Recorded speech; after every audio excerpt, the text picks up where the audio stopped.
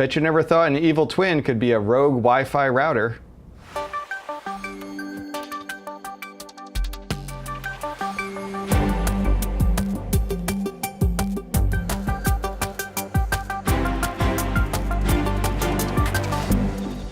So, John, you got an interesting article about Wi-Fi phishing attacks around Atlanta City Hall. Do you want to tell us about it?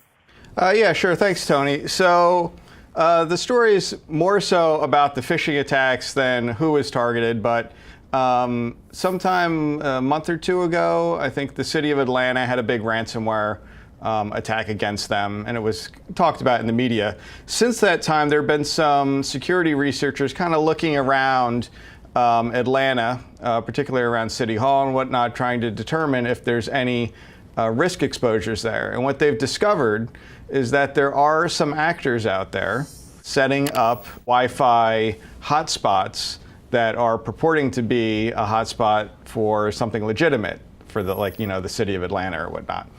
We call that the evil twin attack. So it's basically you would set up a Wi-Fi router that has the same wireless name as something legitimate, so that hopefully people have set their devices to automatically join those networks, and when they see your fake one, they join it because it's got the right name.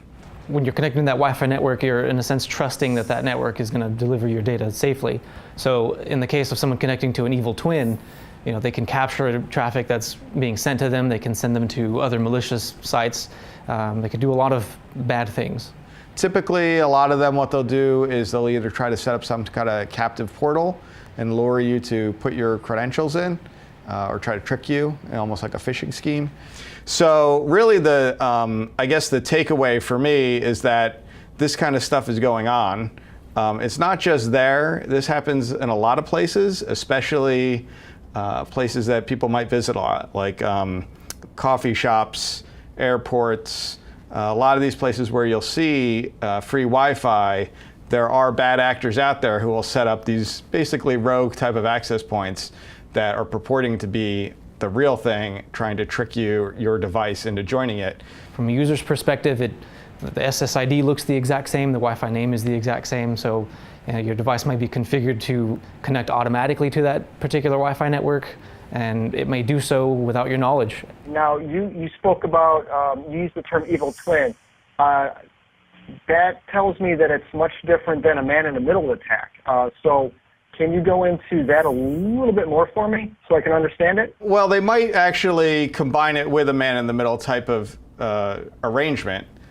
So the evil twin is really just trying to look like the wireless access point is trying to look like another legitimate access point.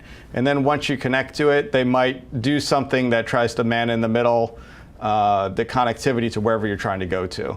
And then capture those packets and decrypt them. So they're really kind of complementary types of attack vectors that would work together. So it's just one of those things where you just got to be aware. If you see anything suspicious when you do connect, be careful. I just think it's an important thing to make people aware of, because sometimes people go to such and such coffee shop and they see whatever coffee shop guest access and they just join it, thinking that it's it's going to be fine, but it might not be. It could be somebody sitting in that coffee shop with their laptop set up as a rogue Wi-Fi hotspot, trying to collect credentials and whatnot. So something to be aware of.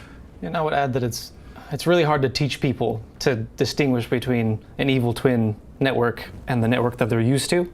So in this situation, what would you do in defense of that sort of thing? What would the Atlanta City Council do in that defense? Well, I mean, what I would probably recommend is try to hunt them down, especially if they seem to be permanently fixed and they're there all the time, which is not necessarily easy to do. We know we've had to hunt down rogue Wi-Fi hotspots on occasion for customers or ourselves, and it's not always the easiest thing to do. But that probably is a good way to try to help secure yourself. Yeah, it's a tough problem to solve. I mean, you could run an audit of the different Wi-Fi networks in the area, just see which ones are legitimate, see which ones are malicious. But again, that goes down the road of eventually you're going to need to hunt for one, and that's difficult, very difficult. Right. Yeah.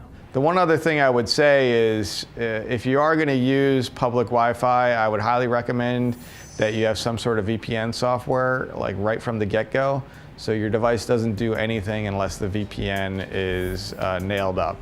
And there are a lot of these VPN services out there available that you can set up, or even your corporate VPN if it's a corporate type device.